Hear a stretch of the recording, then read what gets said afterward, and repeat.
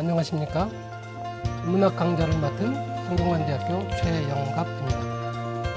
인문학이란 말 그대로 인간의 사상과 문화를 대상으로 하는 학문 영역입니다. 자연과학이 객관적으로 존재하는 자연 현상을 탐구하는 학문인데 비해 인문학이란 인간의 가치 탐구와 표현 활동을 대상으로 하고 있는 학문입니다. 이런 인문학에 대해서 세간에서는 흔히 인문학 열풍 또는 인문학의 위기 또는 인문학의 필요성에 대해서 말을 하고 있습니다. 그리고 그런 말의 핵심에는 반드시 동양의 정신이나 동양의 철학 그리고 유교라고 하는 고갱이가 뿌리 깊게 자리 잡고 있습니다. 동아시아 문화의 원형인 공자는 지금으로부터 약 2500여 년 전에 활동했던 분입니다. 그 가늠기 힘든 긴 시간 속에서도 사라지지 않고 더욱 빛을 발하는 유교 그리고 공자. 그 인문학을 우리는 오늘을 살아가는 힘과 지혜로 익히고자 합니다. 그것이 이번 유교 인문학 강좌의 본질이며 목표입니다.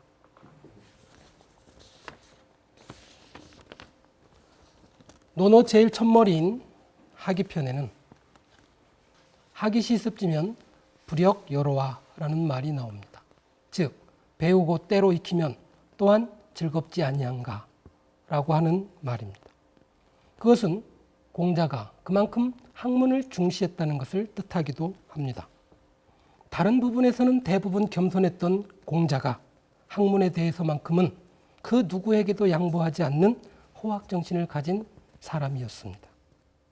논어 위정편에서는 15살에 학문에 뜻을 두었다라고 말하고 있고 또 공야장편에서는 10집이 사는 작은 마을에도 나처럼 충성스럽고 신의가 있는 사람이 반드시 있겠지만 나처럼 학문을 좋아하는 사람은 없을 것이다 라고 말하기도 했습니다.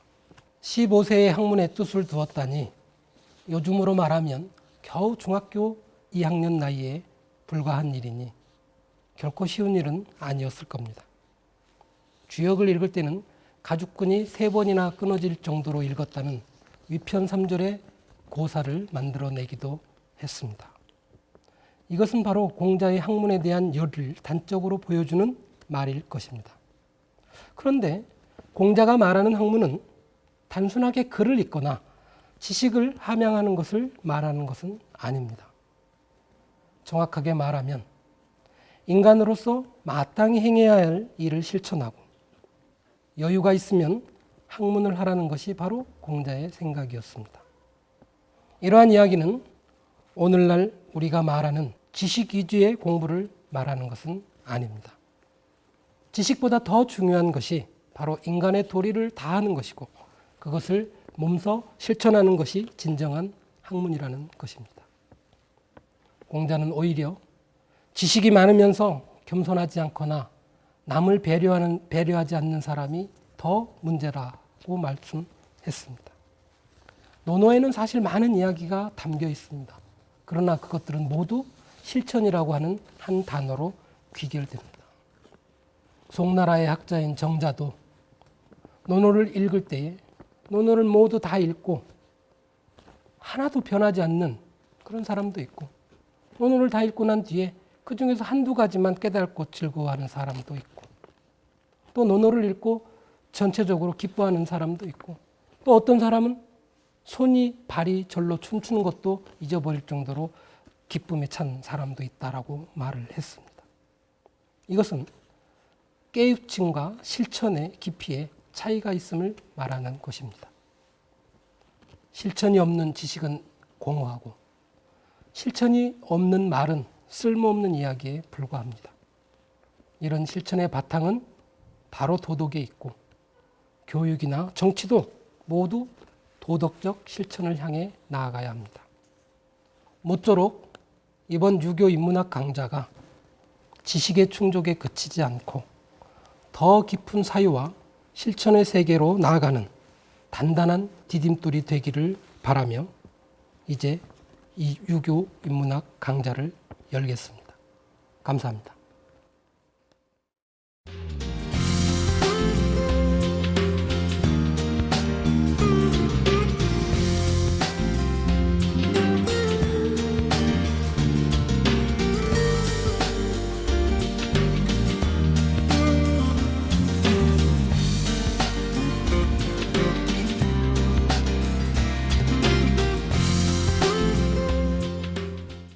여러분 안녕하십니까? 오늘 제가 말씀드릴 주제는 조선 후기 한국의 예학 사상과 춘추 의리 사상입니다. 병자호란이 지난 17세기 이후에 한국 후기의 학문은 예학과 춘추 의리 정신이라고 요약할 수 있습니다. 그러니까 예학의 발전과 춘추 의리 정신을 고취해가는 그런 과정이 바로 조선 후기의 그런 한국의 학술 사상을 대표하는 것이라고 말씀드릴 수 있겠습니다. 그래서 이러한 한국의 조선 후기 유학의 발전 과정을 보면 성리학, 그리고 예학, 춘추의리학 이러한 세 개의 학문이 밀접한 연관성을 가지고 있다는 것을 잘 이해하셔야 될 것 같습니다. 그러니까 한국의 예학 정신과 춘추 의리 정신을 제대로 이해하려면 유학의, 다시 말하면 공자와 맹자의 사상, 그리고 주자의 사상을 제대로 이해하셔야 될 것이며, 이러한 것에 기반을 둔 한국의 도학 정신을 제대로 이해해야 조선 후기의 예학 사상과 춘추 의리 정신을 잘 이해할 수 있겠다는 뜻입니다.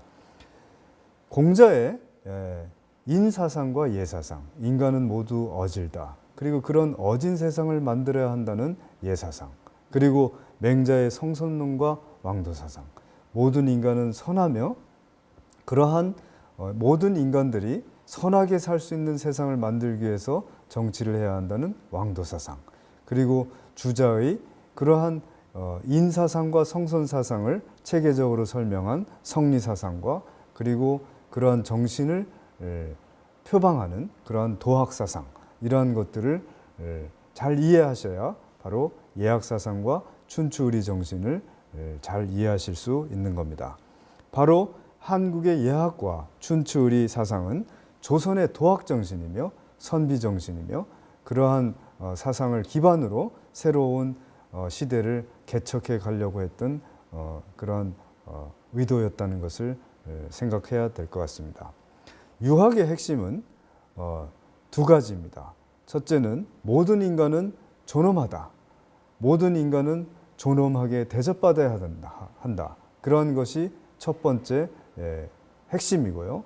두 번째는 배우는 사람은, 지성인이라고 하는 사람들은 바로 모든 인간들이 인간답게 대접받을 수 있는 사회를 만들기 위해서 기여하라, 봉사하고 헌신하라, 이것으로 요약할 수 있겠습니다. 바로 이러한 유학의 정신 가운데서 가장 핵심적이라고 할 수 있는 이러한 도학 정신은 모든 인간과 인간의 관계가 힘의 관계가 아니라 인의 관계, 사랑의 관계로서 맺어져야 한다는 것이고, 그러한 관계가 가능하도록 정치와 경제가 이루어져야 한다는 것을 뜻합니다.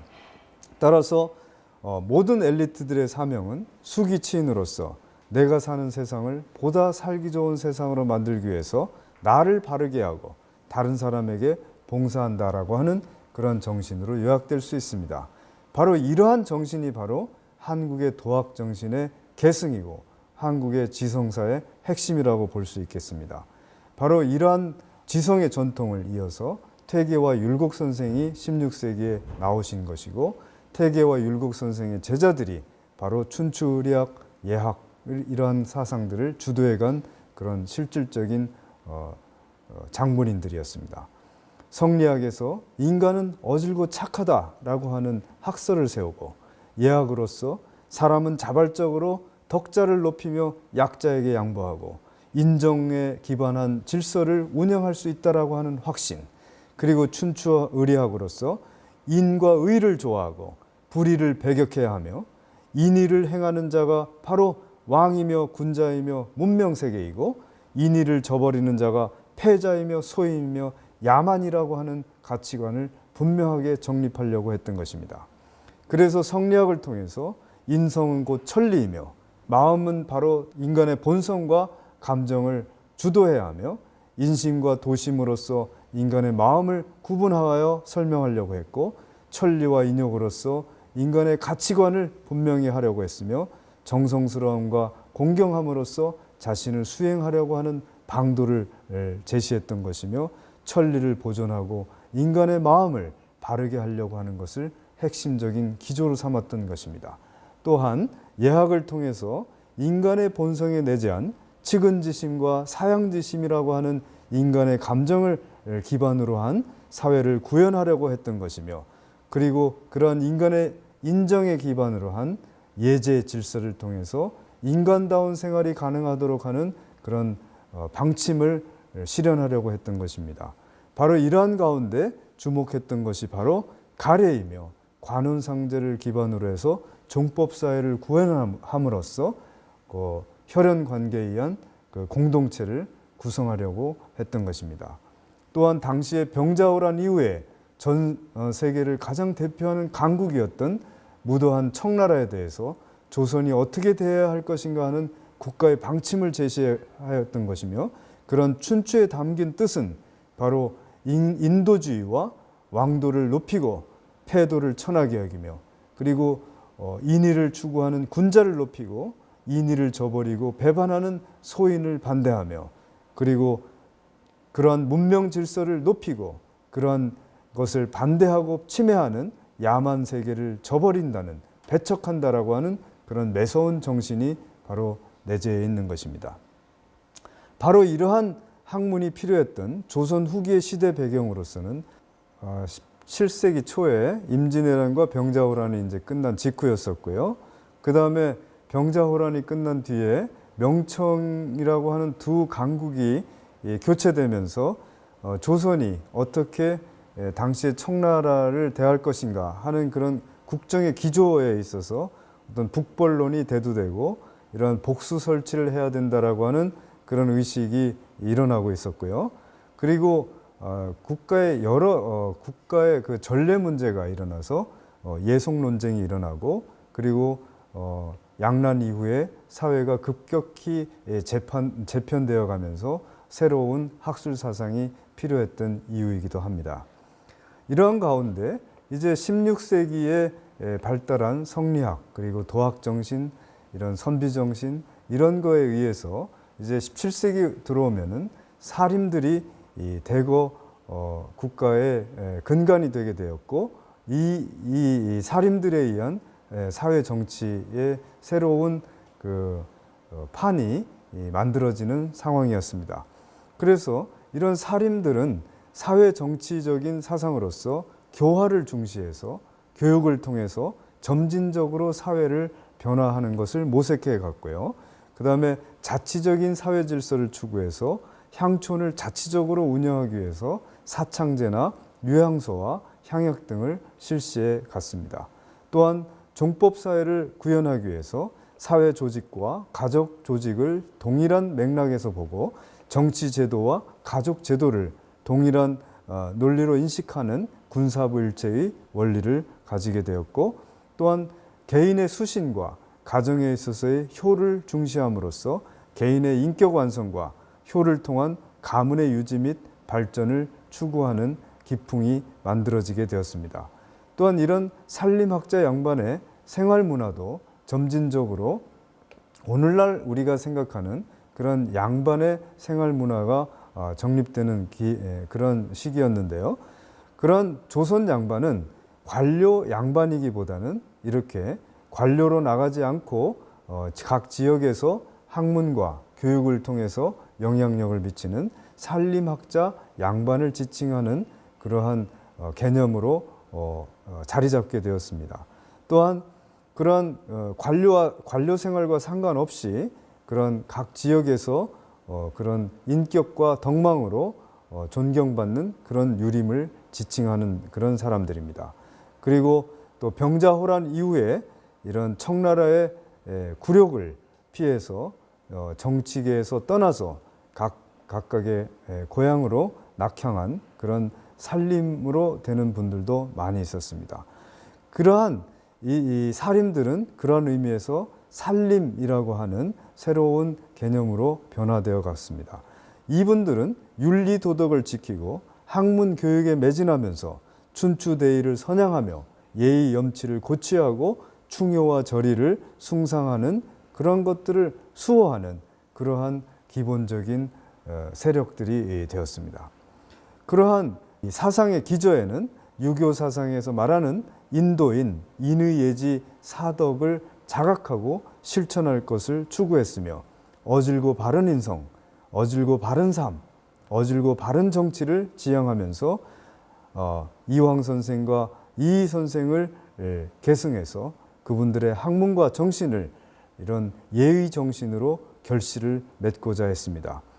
그러한 점에서 유교는 인의와 예의 정신을 강조하는 정신이며 이러한 것은 한국 유교의 핵심 사상이 되었고 이러한 핵심 사상은 17세기 이후 예학 정신과 춘추대의 정신으로 결집되어서 나타났으며 조선 후기 유학의 정신, 나아가서 한국인의 정신, 한국의 지성의 핵심 바탕으로서 자리 잡게 된 것입니다. 이러한 살림들의 교육 문화는 오랑캐의 지배하에서 가정과 사회개혁을 통해서 국가 재건의 길을 모색해 나갔습니다. 또한 향촌의 각 지역마다 많은 서원들을 창건하고 각각의 집에서 서당을 열어서 자제를 교육하는 일에 매진하였고 또한 사회적으로도 사창을 만들고 대동계를 조직해서 이러한 일반 백성들과 더불어 살면서 풍속의 변화와 사회 가정 생활의 변화 이러한 것들을 도모했습니다. 그럼으로써 가정윤리를 강조하고 지역사회 운영을 도모하는 그런 지역사회의 핵심 그런 계층이 되었습니다. 이분들은 자기 자신의 가정 문화에도 대단히 노력을 기울여서 부귀 권세보다는 그런 부귀 권세를 외면하고 청풍고조를 지키며 또한 학자 양반 집안으로서의 명예로운 가풍을 주목했습니다. 또한 윤리도덕을 강조해서 자신의 가정을 화목하고 돈독하게 만드는 그런 풍조를 더욱더 중요시 여겼고요. 또한 국가가 외세에 종속되어 버린 어려운 시대에서 가정이 부귀하기보다는 그런 일을 부끄럽게 여기고 그리고 잘 사는 가정이기보다는 바르게 사는 가정을 지향했습니다. 그러면서 본인 스스로는 수신제가에 힘쓰면서 효제의 가정윤리를 세우고 관운상제의 가래로서 자기 자신의 가정을 운영해가는 원리로 만들어 갔습니다. 그럼으로써 집안의 사치와 방탕을 엄금하고 검소질박한 생활 속에서 단아한 선비의 행실이나 고결한 군자의 품격을 갖추려고 노력했습니다. 바로 이러한 노력의 결신들이 바로 한국을 대표하는 모범 가정으로 드러나고 도덕과 학문이 크게 일어나서 우리나라가 예의의 국가, 예의의 나라로서 발전하는 바탕이 되었습니다. 이분들의 정신적인 가치는 집에서는 처자와 형제를 단속해서 불효하고 불목하는 효도하지 않고 화목하지 않는 것을 경계했고 나라에 나아가서는 학문을 왜곡하고 세상에 아부하는 곡학아세를 경계했으며 불충과 불의를 경계했습니다. 정치적으로는 국가의 정통성과 주체성을 수호하기 위해서 누구보다도 노력했고 사회적으로는 인간의 신뢰관계를 공고히 해서 도덕국가를 건설하려는 높은 열망이 충만했습니다.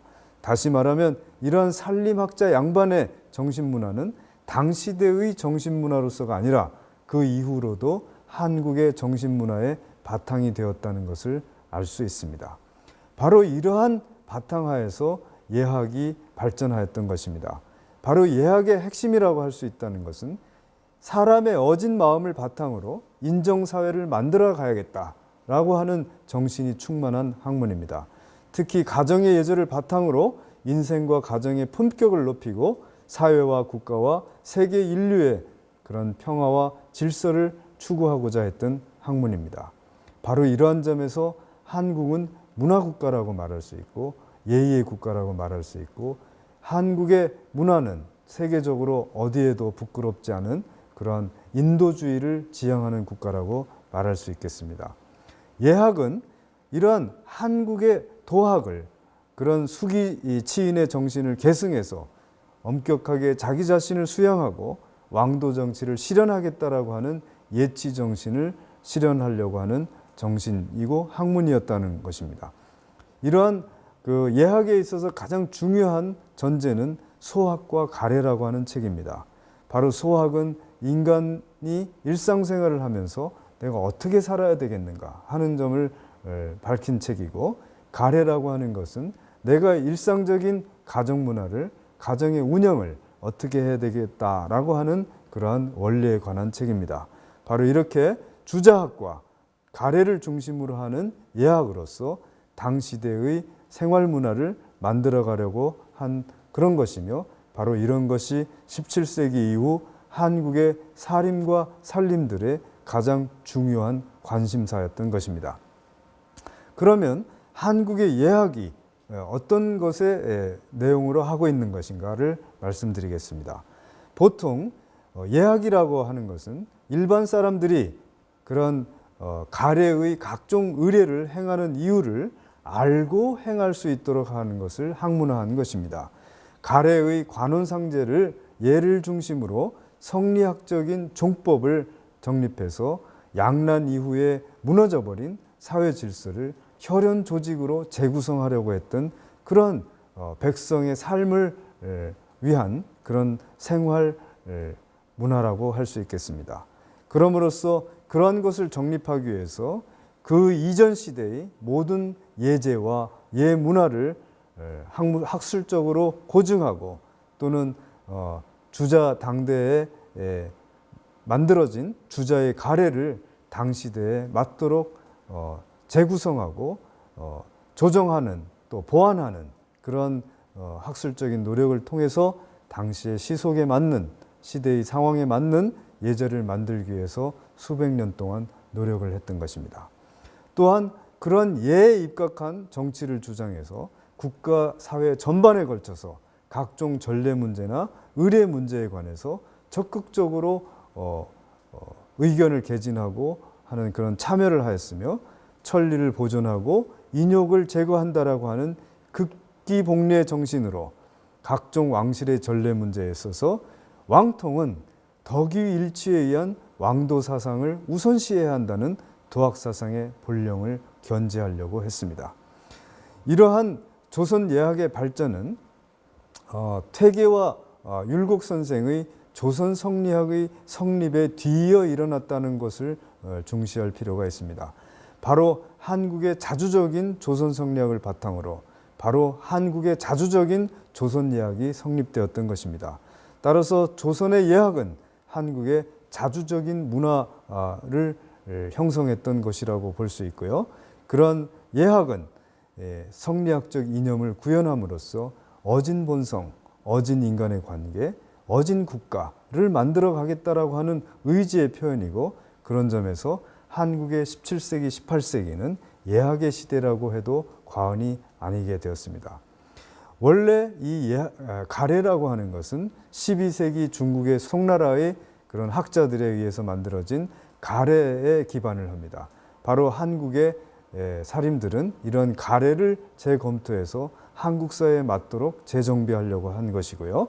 예를 행하는 원리를 탐구하고 체계화해서 의식적인 그런 알고 행하는 그런 예실현을 유도하고, 그리고 모든 한국의 풍속을 이런 가래에 입각해서 정비해 나가려고 하는 학술적인 학문적인 노력이라고 할 수 있겠습니다. 지금 말씀드린 대로 17세기 예학의 핵심은 가래입니다. 가래라고 하는 것은 일반 사림들의, 사대부들의 일반 가정생활의 기본 예절로서 한 인간의 모든 일생 과정을 담고 있는 관운상제 등의 4가지 례, 그러니까 사례라고 할 수 있습니다. 이러한 양난 이후에 피폐해진 국가를 재건하는 방책으로서 대가족 제도를 주목을 했고, 이러한 대가족 제도를 운영하는 원리가 바로 가래였던 것입니다. 그래서 조선 예학은 예를 행하는 그런 인정과 명분을 핵심으로 삼고 있고, 사람을 대함에 명분과 사랑과 존경심을 바로 관운상제라고 하는 4가지 예를 통해서 형식적으로 표현하려고 했던 것입니다.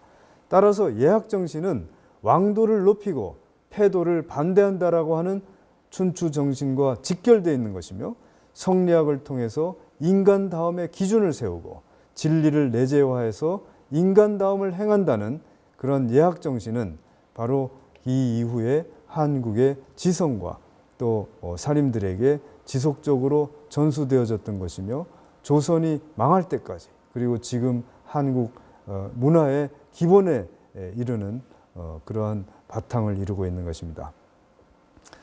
다음은 17세기 이후에 조선의 춘추 정신에 대해서 말씀드리겠습니다. 17세기는 임진왜란과 병자호란이라는 있어서는 안 될 그런 엄청나게 참혹한 전쟁을 치른 직후였습니다. 이후에 한국의 사림들은 어떻게 국정을 운영할 것인가, 어떻게 국가와 국가 관계를 만들어갈 것인가를 고민했으며, 이러한 정신적인 토대가 바로 춘추 정신이며, 이러한 춘추 정신은 19세기 말까지 조선이 나가야 될 국정의 방향을 정하는 그런 내용들이었고, 이러한 정신은 이후에 일제의 침략을 맞이해서 국가의 독립을 추구하는 기본적인 정신으로 만들어져 갔습니다. 이러한 춘추 정신의 핵심은 인의의 정치를 행하는 왕도를 추구하고, 힘과 무력과 또 잔인한 힘에 의한 정치를 추구하는 패도 정치를 배격한다는 데 뜻이 있습니다. 따라서 춘추 의리 사상의 가장 핵심적인 내용은 존왕양의의 정신이라고 말할 수 있습니다. 존왕이라고 할 때 존은 높이다라는 뜻이고, 왕은 인도를 행하는 정치적 지도자, 정치적 문명, 이런 뜻을 내포하고 있고요. 양이라고 할 때 양은 물리치다라는 양자, 그리고 오랑캐라는 이자를 의미합니다. 따라서 존왕양의는 인의를 추구하는 문명을 높이고 인의를 저버리는 야만을 배척한다라고 하는 매서운 정신을 의미합니다. 이런 존왕양의의 의리에 따라서 이런 이 세계가 평화로운 세상을 추구하는 국가와 국가 간의 관계를 만들어가야 한다는 그런 외교적인 질서, 외교적인 기본적인 국정의 기조를 가지고 있는 것입니다. 다시 말하면 인의를 계승하는 정치적인 어진 지도자에 의한 왕, 그리고 그러한 인의의 문화권을 표방하는 중화라고 할 때의 화, 바로 이것이 조선 지성인들이 추구해갔던 춘추의리 정신의 그런 표현이라고 볼 수 있겠습니다. 그래서 이런 왕도에 입각한 이런 천하가 하나가 되는 세계가 붕괴되고 갈등 관계와 침략과 피지배의 관계로 전락되었던 당시의 시대에서, 또한 조선이 존망의 위기에 빠진 그런 상태 속에서 이런 한국의 사림들은 바로 춘추의리 정신으로 국정의 기조를 마련하고 국가의 개혁을 도모하는 그런 밑바탕으로 삼았던 것입니다. 17세기 춘추의리의 가장 핵심적인 것은 우리의 임진왜란 때 우리나라를 도와주었던 명나라는 이미 망했는데, 이미 그 명나라를 망하게 한 세계 최강의 국가였던 청나라를 어떻게 대할 것인가 하는 그런 문제에서 출발했습니다. 그러한 명나라는 우리나라를 살리게 도와준 그런 은혜의 나라이고, 청나라는 그러한 우리나라를 다시 짓밟았던 야만의 국가로서 우리는 그러한 힘에 의한 관계로서 이미 멸망한 명나라를 추구하는 것이 아니라 그 명나라를 멸망하게 한 그런 강자이긴 하지만 인의를 저버리는 청나라를 절대로 우리가 받아들일 수 없다라고 하는 그런 개념에 내재되어 있습니다. 이러한 사상을 화이론으로도 말할 수 있습니다. 화라고 하는 것은 중화의 화인데, 이때의 화는 오늘날의 차이나를 의미하는 것이 아닙니다. 이 화는 인의의 문명을 추구하는 그런 집단, 그런 문명권을 의미하고요. 이라고 하는 것은 인의를 저버리는, 불의를 행하는, 무례를 행하는 그러한 집단이라고 말할 수 있습니다. 그러니까 명백히 인의와 왕도를 추구하는 문명권인 중화를 추구해야 하는 것이며, 이러한 문화를 반대하고 무너뜨리려고 하는 야만인 오랑캐를 배척해야 된다고 하는 그런 사상이 바로 춘추의리 사상이라고 볼 수 있겠습니다. 그래서 그런 인의를 표방하고 그러한 것을 개인의 인격으로 삼고 국가의 국정의 기조로 삼겠다라고 하는 그런 왕도가 바로 춘추의리 사상의 기본적인 정신입니다. 그럼으로써 성리학, 예학, 춘추의리학은 결코 별개의 학문으로 존재하는 것이 아니라 자기 내면적으로는 자기의 마음을 바르게 하고 자기의 가정을 바르게 운영하며 그리고 국가다운 국가, 품격이 있는 국가로서 만들어 가려고 하는 정치를 행하려고 하는 춘추의리 정신으로 밀접하게 연관되어 있는 것입니다. 이러한 모든 사상은 유교 사상의 기본적인 정신인 치국평천하와 내성외왕, 다시 말하면 나라를 다스리고 천하를 평화롭게 한다라고 하는 왕도 정신, 그리고 안으로는 성인의 가르침을 따라서 자신이 그렇게 노력을 하고 밖으로는 인의를 행하고 문명을 지키겠다라고 하는 그런 수호 정신으로 드러났던 것입니다. 그래서 그 당시의 춘추 정신의 기본적인 표제어는 바로 친명배청의 의리였습니다. 명나라는 친하게 하고 청나라를 배척하겠다는, 다시 말하면 하나의 지역적인 의미에 있어서의 중국과 중국의 변방에 위치한다라고 하는 그런 변방국가로서의 그 오랑캐라는 개념이 아니고 바로 인의를 행하는가 인의를 행하지 않는가라고 하는 관점에 의거해서 문명과 야만을 정하고 우리 스스로가 어떤 국가가 되어야 되겠나 하는 그런 국정의 방향을 정하려고 했던 것입니다. 그러니까 춘추 사상의 학문과 사상은 공자의 존학량의 정신 그리고 내성외왕 사상이라고 집약할 수 있겠습니다. 아까 말씀드린 대로 왕을 높이고 오랑캐를 배척한다. 성인을 내 몸 안으로 받아들이고 그리고 그것을 밖으로 정치로 실현하도록 노력한다. 이렇게 말할 수 있겠습니다. 이것을 주자는 명천리 정인심이란 말로 표현을 했는데요. 우리가 지켜야 할 천리를, 다시 말하면 인과 의의 정신, 인과 의의 기본적인 핵심을 밝히고 정인심, 사람의 마음을 바르게 한다라고 하는 정신을 계속 지속시키려고 했던 것이며, 이러한 의미에서 이단을 물리치고 벽이단 정신, 이적을 물리치는 양이적 정신으로 시대 정신으로 표출되었던 것입니다. 이것을 바로 퇴계 선생과 이황 선생이 존경에 맞지 않았던 정암 조광조 선생이 존왕도 천패술, 왕도를 높이고 패도를 천하게 여긴다. 그리고 상정학, 척이교, 바른 학문을 높이고 이교도를 배척한다라고 하는 정신으로 요약했던 것이며, 이러한 정신이 바로 한국의 선비 정신이고 한국의 춘추의리 정신의 기반이라고 말할 수 있겠습니다. 또한 그 당시에 왕실의 전례 논쟁이 일어났는데 이 역시도 그저 오늘날 우리가 생각하면 그냥 좋게 넘어갈 수 있었던 문제라고 볼 수도 있습니다만, 당시의 선비들에게 있어서는 이러한 기본적인 방침을 제대로 국가가 행하느냐 행하지 못하느냐 하는 그런 문제로 삼았기 때문에 1차 복제 논쟁, 2차 복제 논쟁을 거치면서 효종을 장자로 인정할 것이냐, 또한 왕통을 계승했다는 문제를 어떻게 볼 것이냐 하는 문제를 가지고 진지하게 조정해서 논쟁을 했던 것입니다. 그러면 이런 한국의 예학과 춘추의리 정신의 오늘날에 있어서의 가치는 무엇이냐, 이것을 생각해 볼 필요가 있습니다. 아까 말씀드린 대로 한국의 성리학과 예학과 춘추 정신은 일맥상통하는 바가 있습니다. 모든 인간은 존엄하다. 모든 인간은 존엄하게 대접받는 사회를 만들어야 한다. 이것이 바로 성리학과 예학과 춘추 정신의 일관된 사고방식이며, 그러한 사고방식을 계승해서 그러한 사회를 만들어 가겠다라고 하는 엄청 엄정하고 매서운 실천 정신이 내재되어 있는 것입니다.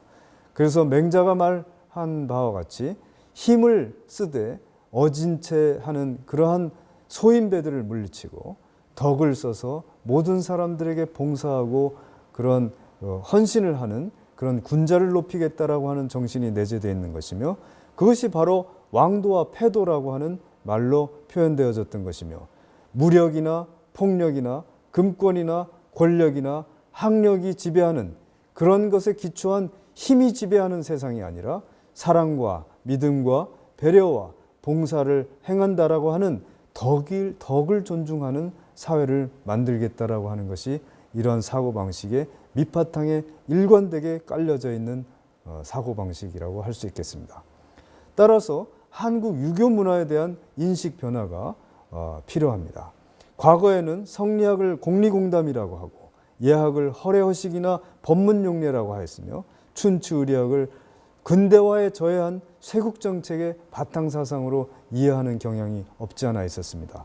그러나 최근에 성리학과 예학과 춘추의리 사상에 내재된 근본 정신을 재조명하면서 재부각하면서 바로 성리학은 세계적이며 독자적인 인간 존중 정신의 문화 철학이라고 하는 것이며, 예학이라고 하는 것은 예 문화를 통해서 한국 사회를 보다 인정 어린 사회, 서로가 힘이 지배하는 세상이 아니라 서로 돕고 봉사하는 사회로 만들겠다는 세상, 약자를 보호하고 무도한 야만에 대해서 용납하지 않겠다라고 하는 그런 인도 정신이 있다는 것을 알 수 있으며, 춘추의리학을 통해서 한국 사람들이 어떠한 국제관계를 만들고 어떠한 사상에 입각해서 국가의 주체성을 만들어 가려고 했는지를 분명히 인식할 수가 있는 것입니다.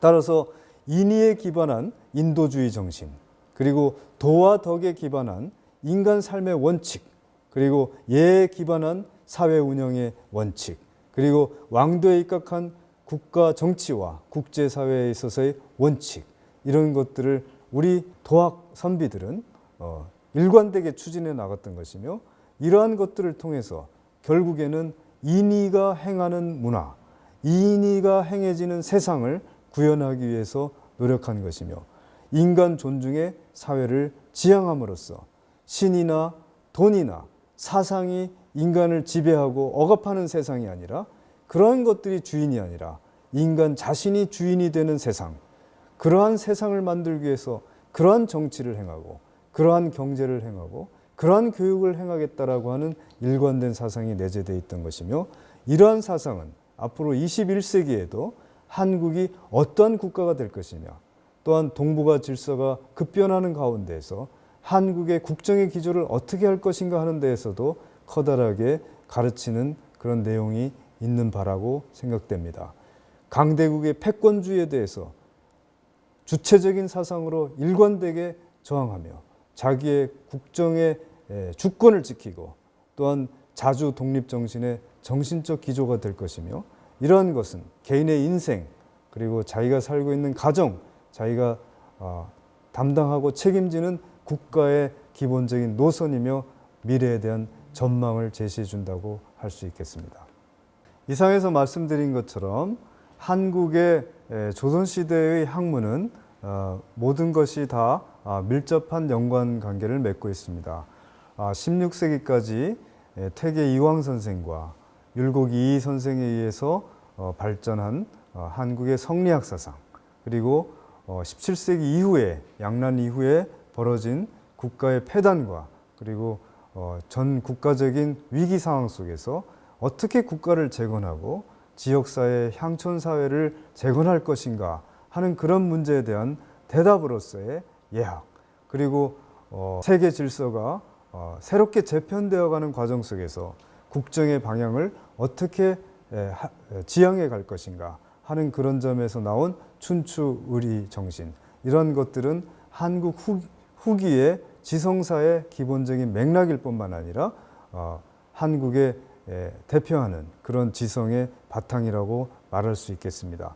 바로 이러한 정신들은 공자의 어짐, 즉 인사상과 그리고 예사상, 힘에 의한 인간 질서가 아니라 덕에 의한 인간 질서를 추구한다라고 하는 그러한 인격 정신, 문명 정신에 기초한 것이고, 또한 맹자에 의해서 이야기되어진 인간의 본성은 착하다, 그러니 모든 인간은 착하게 대접받아야 된다라고 하는 인도 정신, 그리고 그것을 적극적으로 시행해서 그러한 인간이 서로 존중되는, 인간의 착함이 무시되지 않는, 억압당하지 않는 그런 세상을 만들겠다라고 하는 왕도 사상.